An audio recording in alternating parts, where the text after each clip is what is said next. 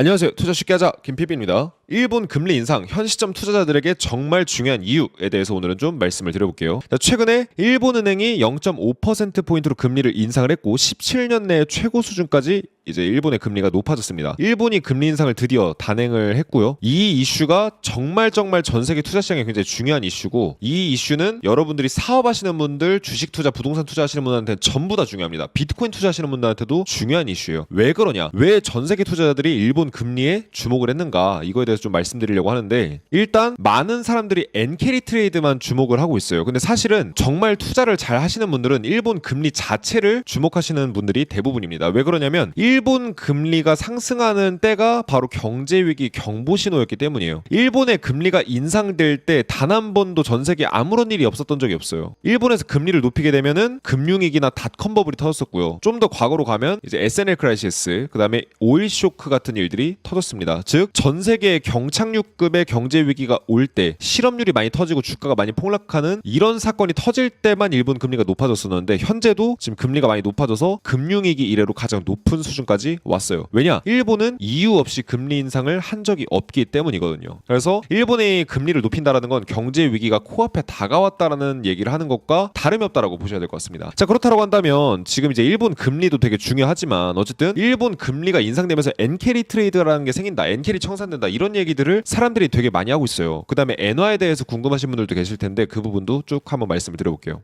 자, 엔캐리 청산이 뭐냐면요, 지금 일본이 금리가 전 세계에서 가장 낮은 수준이에요. 즉 이자율이 굉장히 낮은 수준이거든요. 그러다가 최근에 이자율을 조금 올린 건데, 일본에서는 이자를 굉장히 싸게 줍니다. 지금 0.5%, 올렸어도 0.5%고 미국은 국채 금리를 기준으로 5%대 수준이에요. 그러니까 이자가 거의 10배가 차이 나죠, 이자율이. 그러니까 이제 금리가 이렇게나 많이 차이 나다 보니까 일본에서 돈을 빌려서 미국에다 투자를 하면 어떨까요, 여러분들? 완전 이거 레버리지 수익이죠. 내가 10억 정도가 있는데 일본에서 한 20억 정도를 땡겨서 30억으로 미국 국채에다 투자를 한다? 그러면은 0.5%의 이자를 빌려서 5%를 벌어들이니까 4.5%의 순이자 이익이 남는 거예요. 예대마진급이죠. 이건 대박이죠. 그러니까 초저금리인 일본에 돈을 빌려서 이자가 10배 정도에 달하는 미국 채권이나 아니면 차라리 주식 투자, 좀 공격적으로 주식 투자를 해요. 그러면은 싸게 빌린 돈으로 많은 수익을 내서, 거기서 수익을 내서 남은 돈 다시 일본에다 갚기만 하면 되잖아요. 그러니까 이제 이게 바로 이제 엔캐리라는 거예요. 엔캐리 트레이드라는 건데, 여기서 이제 일본의 금리가 높아지게 되면 어떻게 될까요? 일본의 금리가 조금씩 높아지면 어떻게 되냐? 원래 0.5%였던 게 갑자기 1% 돼요. 그럼 나는 5%라는 수익을 위해서 이제 투자를 하다가 갑자기 이제 1% 높아지면 마진율이 떨어지고, 여기다가 이제 외환이나 환차손 위험까지 있다 보니까 점점 이게 청산이 되기 시작합니다. 즉 사람들이 일본에서 돈을 빌렸다가 투자를 했다가 다시 갚아주는 거예요. 그러면서 투자금을 회수하게 되는 상황이 벌어지게 되고, 그럼 예를 들어서 이렇게 이제 이해를 해보실 수가 있어요. 기관 투자자들이 일본에서 돈을 빌렸어요. 그래서 미국 채권이나 주식에 투자를 했습니다. 근데 만약에 일본이 금리를 높이게 돼가지고,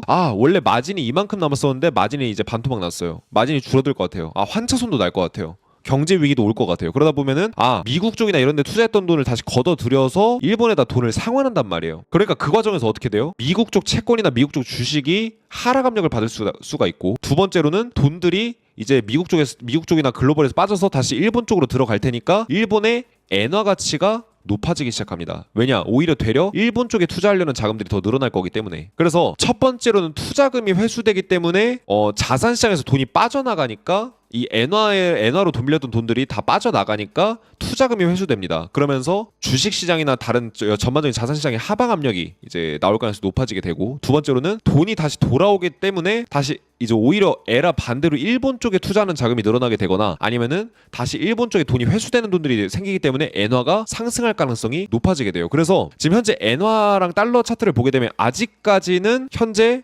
상승 추세라고 보기는 힘들지만, 최근 들어서 2015년 때랑 좀 비슷한 일이 벌어지고 있는데, 엔화가 크게 폭락을 했다가 어느 정도 하락세가 진정되고 나서 저점을 높이더니 점점 엔화가 이렇게 급등을 하는 이런 모습이 이때 양상이 이제 연출이 됐었고, 그 이후로도 엔화가 단기적으로 상승 추세를 계속 유지를 했었거든요. 근데 지금도 엔화 폭락이 어느 정도 진정이 되면서 저점을 높이고 있습니다. 특히 그리고 엔화는 안전자산으로 평가를 하고 있어요. 전 세계 투자자들이 엔화, 달러, 그 다음에 스위스 프랑, 이런 자산들을 이제 전 세계적으로 통화해서 안전자산으로 보고 있거든요. 즉 경제가 어려워질 것 같거나 투자 시장이 조금 어려워질 것 같으면 엔화, 달러, 프랑 이런 쪽으로 돈이 몰리게 돼요.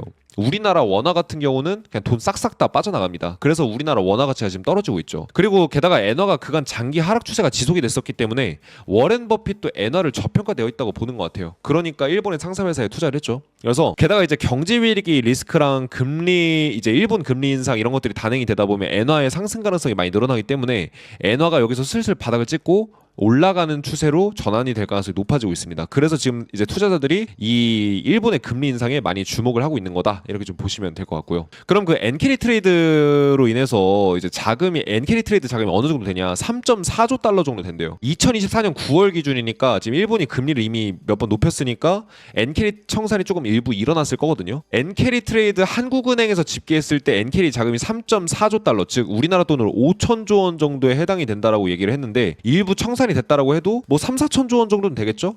뭐 상당히 이제 아직도 많은 돈들이 이제 엔캐리 자금으로 형성이 되어 있을 겁니다. 뭐 누구 말로는 뭐 50%가 청산이 됐다, 누구 말로는 75%가 청산이 됐다, 이런 말들이 많긴 한데 어쨌든 수천조 원 정도 수준의 돈들이기 때문에 시장에 미치는 영향은 이제 적지는 않은 편인 것 같아요. 실제 규모는 이것보다 약간 적겠지만 규모가 적은 편은 아닌데, 그러면 이런 이제 엔캐리 자금들이 얼마나 매도세를 만들까, 이게 이제 투자자들이 가장 궁금해하는 거거든요. 왜냐? 아니 지금까지 이제 투자되고 있던 자금이 빠져나가가지고 이제 엔화로 다시 돌아간다는데, 그러면은 투자시장에서 돈이 빠져나가는 거면 많이 떨어지는 거 아니야? 이렇게 걱정하실 수 있는 분들도 있어요. 하지만 제가 찾아봤을 때는 그렇게 생각보다 많지는 않을 것 같아요. 자, 일단 미국의 시장을 기준으로 이제 에쿼티, 주식시장이죠. 주식시장이랑 채권시장, 그 다음에 부동산 시장, 요 세 개 시장을 보게 되면은 이제 4.47 트릴리언 달러 뭐 이 정도 수준이래요. 그러니까 이제 지금 이제 미국의 자산시장 규모는 채권도 그렇고 주식도 그렇고 부동산도 그렇고 다 수경원 정도 규모가 돼요. 한 시장이 막 6경원, 7경원 정도의 규모가 되거든요. 지금 아마 더 늘어났을 건데, 채권이나 주식시장에 유의미한 수준의 매도세가 촉발이 될 수는 있습니다. 엔캐리 청산이 일어나게 되면.